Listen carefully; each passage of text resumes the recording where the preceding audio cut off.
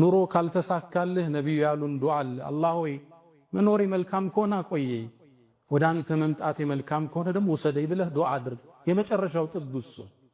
የፈለግካት ልጅ አልተሳካችልህም። የሰው ተስፋ የሚያስቆርጠው ብዙ ነገር ይኖራል።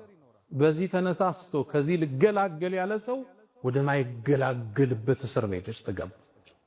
ተራራ ላይ ራሱን የጣላሉ ነብዩ አለይሂ ሰላቱ ወሰለም።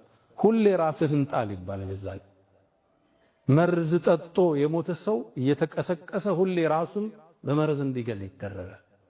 በቢላ ራሱን ወግቶ የገደለ ሰው ሁሌም ራሱን እንዲወጋ ይደረጋል። የራስን ነፍስ ማጥፋት ተከልክለ። ራስን መግደል ሐዲሱ እንደሚለው ኻሊደን ሙኸለደን ፊሃ ነው የሚለው።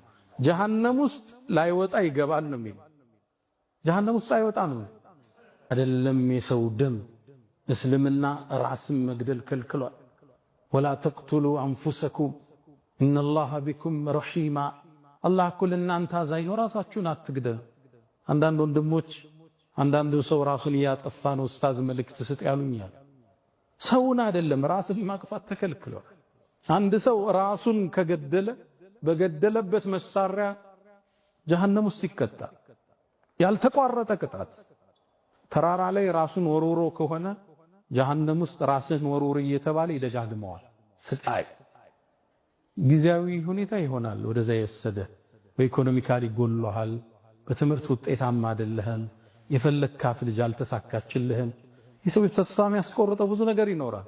በዚህ ተነሳስቶ ከዚህ ልገላገል ያለ ሰው ወደ ማይገላገልበት እስር ቤት ውስጥ ገባ። ተራራ ላይ ራሱን የጣላሉ ነብዩ አለይሂ ሰላቱ ወሰለም። ሁሌ ራስህን ጣል ይባላል። እዛ መርዝ ጠጦ የሞተ ሰው እየተቀሰቀሰ ሁሌ ራሱን በመርዝ እንዲገል ይደረጋል። በቢላ ራሱን ወግቶ የገደለ ሰው ሁሌም ራሱን እንዲወጋ ይደረጋል። የራስን ነፍስ ማጥፋት ተከልክለ። ያውም ዑለማዎቹ ራሱን የገደለ ሰው ጀናዛው ይታጠባል ወይ? ክርክር እኮ አለ። ሰፊ የሆነ ክርክር። ከሙስሊሞቹ መቃብር ይቀበራል ወይ? ክርክር እኮ አለ። ነፍስን አላህ እንጂ ባሪያው መውሰድ አይችልም።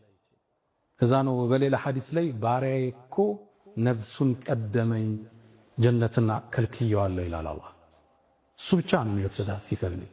ኑሮ ካልተሳካልህ ነብዩ ያሉን ዱዓ አለ። አላህ ሆይ መኖሬ መልካም ከሆነ አቆየኝ፣ ወደ አንተ መምጣቴ መልካም ከሆነ ደግሞ ውሰደኝ ብለህ ዱዓ አድርግ። የመጨረሻው ጥግ እሱ። አላህ ይመርጥልሃል። ራስን መግደል ሐዲሱ እንደሚለው ኻሊደን ሙኸለደን ፊሃ ነው የሚለው።